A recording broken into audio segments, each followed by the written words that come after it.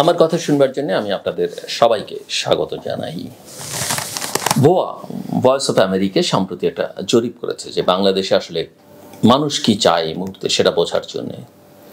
একটা আলোচনা বা বিতর্ক তো আছেই যে নির্বাচন আগে না সংস্কার আগে। মানুষ কি সংস্কার চায় নাকি নির্বাচন চায়, নাকি মানুষ দুটোই চায়? মানুষ কি এই অন্তর্বর্তীকালীন সরকারকে আরও বেশ খানিকটা সময় দিতে চায়, নাকি দ্রুত রাজনীতিবিদদের ক্ষমতায় দেখতে চায়? জরিপের যে ফলাফল সেটা আমি একটু আপনাদের সামনে তুলে ধরতে চাই যে বাংলাদেশের সংখ্যাগরিষ্ঠ 61.1% মানুষ মনে করেন যে 1 বছরের মধ্যে আগামী জাতীয় নির্বাচন অনুষ্ঠিত হওয়া উচিত। তবে আরেকটি প্রশ্নের উত্তরে বেশিরভাগ মানুষ, আগেরটি যেটি সেটি এক প্রশ্নের উত্তরে বেশিরভাগ মানুষ মনে করেন 1 বছরের মধ্যে নির্বাচন হওয়া উচিত। আরেকটি প্রশ্নের জবাবে বেশিরভাগ মানুষ অর্থাৎ 65.9% চাইছেন যে অন্তর্বর্তী সরকার যা যা সংস্কার করা প্রয়োজন মনে করবে তার সবগুলো করার পরেই নির্বাচন আয়োজন করা উচিত। আর শুধুমাত্র নির্বাচন সংক্রান্ত জরুরি সংস্কারগুলো শেষ করে নির্বাচন আয়োজনের পক্ষে মত দেন 31.9% উত্তরদাতা। অর্থাৎ এটা স্পষ্ট যে মানুষ ভোট দিতে চায়, দীর্ঘদিন যাবৎ তারা সেটা দিতে পারছে না। মানুষ অন্তর্বর্তীকালীন সরকার খুব ভালো করছে, তার উপরে পূর্ণ আস্থা আছে, সেটা মনে করবার কোনো কারণ নেই। সেখানে মানুষ নির্বাচন চায়। আবার অন্যদিকে দেশের প্রয়োজনে যে সংস্কারগুলো করা দরকার, প্রতিষ্ঠানগুলোকে শক্তিশালী করা দরকার, সেই বিষয়ে রাজনৈতিক দলগুলোর ব্যাপারে, রাজনীতিবিদদের ব্যাপারে জনগণের খুব একটা আস্থা নেই, এবং যে কারণে মানুষ চায় এই অন্তর্বর্তীকালীন সরকার সেই কাজগুলো করে দেখ।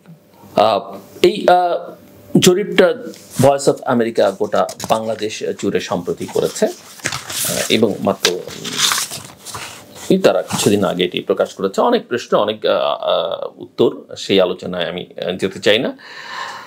অন্তর্বর্তীকালীন সরকার বাংলাদেশের শাসনভার গ্রহণের পর থেকে বাংলাদেশের সবচেয়ে বড় রাজনৈতিক দল বিএনপি সহ বিভিন্ন রাজনৈতিক দল একটি যৌক্তিক সময়ের মধ্যে আগামী জাতীয় সংসদ নির্বাচনের দাবি জানিয়ে আসছে। একদম শুরুতে বিএনপি কিন্তু 3 মাসের মধ্যে বলেছিল, তারপরে তারা এই যৌক্তিক শব্দটার মধ্যে এসছে।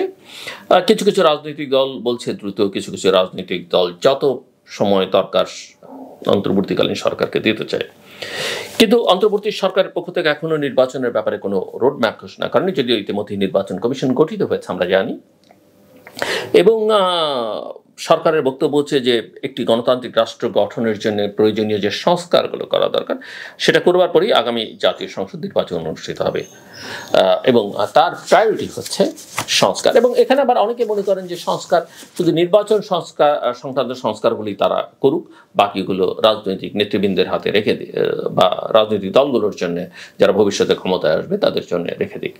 বাট একটা বিভ্রান্তি হয়তো আছে সরকারে যারা আছেন তাদের মধ্যে, সংস্কার খুবই জরুরি একটি বিষয়, কিন্তু এটা নেভার এন্ডিং, এটা একটা কন্টিনিউয়াস প্রসেস, যেটা তাদের আসলে মাথায় রাখা উচিত। বাংলাদেশের রাজনৈতিক দল, সুশীল সমাজ, ব্যবসায়ী, ভোটার, উন্নয়ন সহযোগী দেশগুলো, জাতিসংঘ সহ বিদেশি স্টেক হোল্ডারদের মধ্যে বাংলাদেশের আগামী জাতীয় নির্বাচন কবে হবে তা নিয়ে আলোচনা এবং বিতর্ক চলছে। এবং পলিটিক্যাল স্ট্যাবিলিটি ততক্ষণ পর্যন্ত আসবে না যতক্ষণ পর্যন্ত একটা নির্বাচন হচ্ছে এবং একটা নির্বাচিত সরকার রাজনৈতিক ক্ষমতা বা রাষ্ট্র ক্ষমতায় আছে। তার আগ পর্যন্ত এক ধরনের অনিশ্চয়তা, এক ধরনের ঝুঁকি কিন্তু সবসময় থাকে, সেটা মাথায় রাখা দরকার। এবং যারা সব সংস্কার শেষ করে নির্বাচনের কথা বলছেন তারা আসলে সংস্কার সম্পর্কে খুব ভালো ধারণা আছে সেটা আমার মনে হয় না, বা এর মধ্যে এক ধরনের আবেগ আছে বলে আমার কাছে মনে হয়। বাংলাদেশের 58.4% মানুষ মনে করেন এই জরিপ অনুযায়ী অন্তর্বর্তী সরকার ক্ষমতাচ্যুত আওয়ামী লীগ সরকারের তুলনায় দেশ পরিচালনায় ভালো করছে, নিঃসন্দেহে, অ্যাটলিস্ট টু সাম এক্সটেন্ট সততার ক্ষেত্রে বলতেই হবে।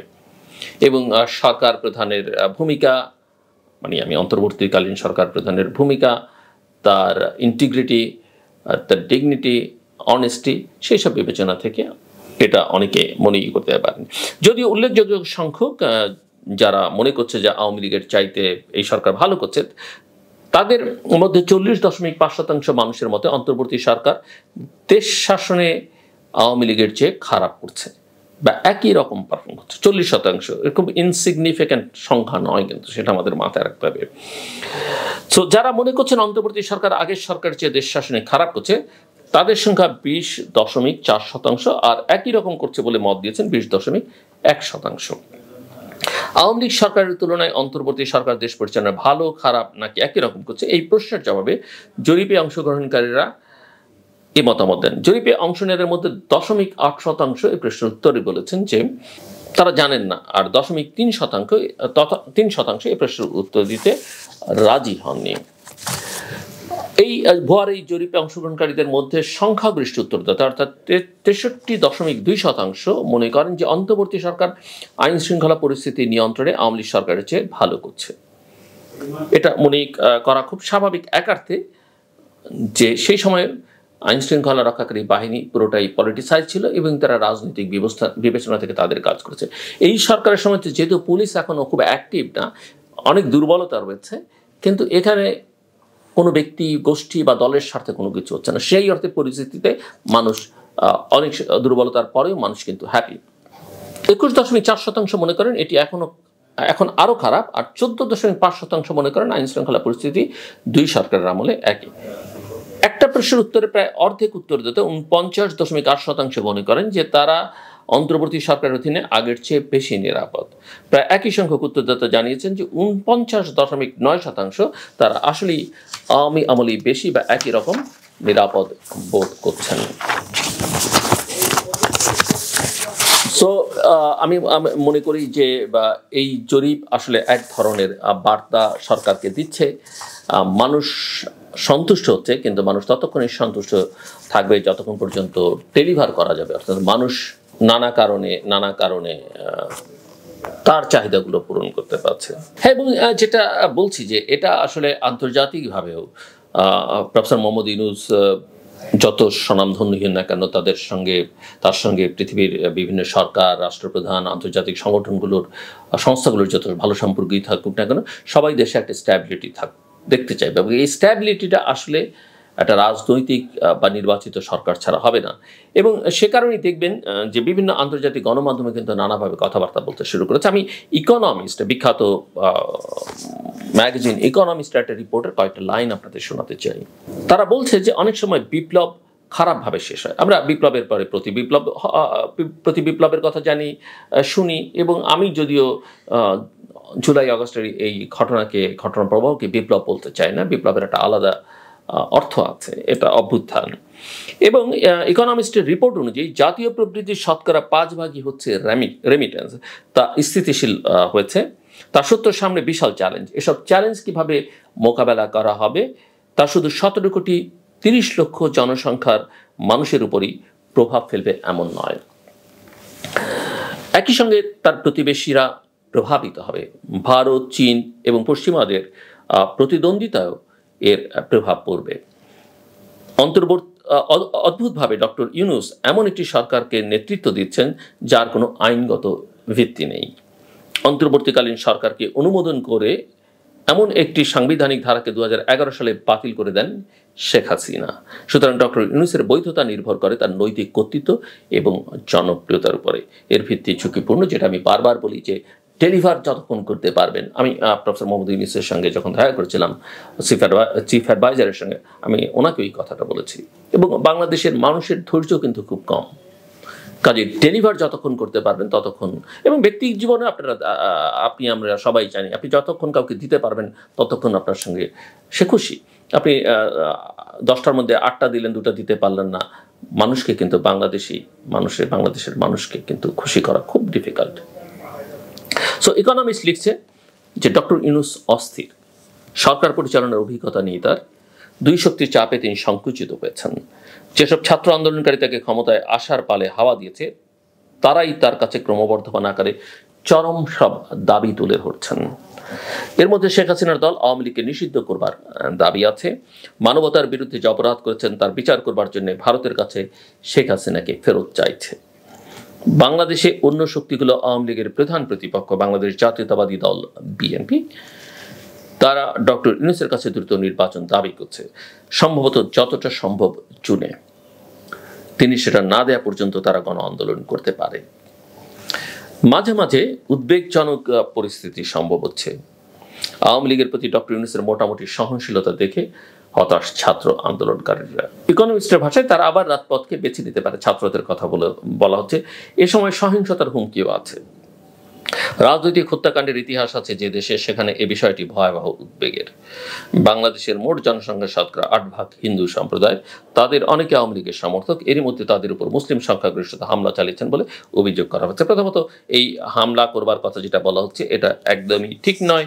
দ্বিতীয়ত প্রফেসর মোহাম্মদ ইউনূস আমি মনে করি যে তিনি বই অনুসারে চলতে চাইছেন, যেটা একটা ভালো দিক। তিনি রাজনীতিবিদ নন, কিন্তু তার যেটুকু ধারণা পৃথিবী সম্পর্কে, রাজনীতি সম্পর্কে, অর্থনীতি, সেই অনুযায়ী তিনি চলতে চাইছেন। এটা মনে হয় খুব অস্বাভাবিক যে তিনি হয়তো কারো দ্বারা প্রভাবিত বা চাপের মধ্যে আছেন, কিন্তু সেখান থেকেও তাকে মুক্ত করে তাকে সহযোগিতা করা আমাদের দরকার। এবং নিরাপত্তার ইস্যুটি যেটি ইকোনমিক্স বলছে, এটা অত্যন্ত গুরুত্বপূর্ণ। আমাদেরকে অবশ্যই তার নিরাপত্তা ইনশিওর করা দরকার। এবং কীভাবে সেটা করবে, আমি মনে করি যে রাষ্ট্র বা সরকারে যারা আছেন তারা সেটা নিশ্চিত করবার চেষ্টা করবেন। সহিংসতার হুমকি আছে, এটাও উড়িয়ে দেবার কোনো সুযোগ নেই। এবং সব মিলিয়ে রাজপথে আবার কেউ খুব দ্রুত নামবে, আবার একটা অভ্যুত্থান করে ফেলবে, বিশেষ করে ছাত্ররা, সেটা আমি একদমই মনে করি না। কারণ ছাত্রদের একটা বড় অংশ, সিংহভাগ অংশই আসলে তাদের শিক্ষা প্রতিষ্ঠানে ফেরত গেছে।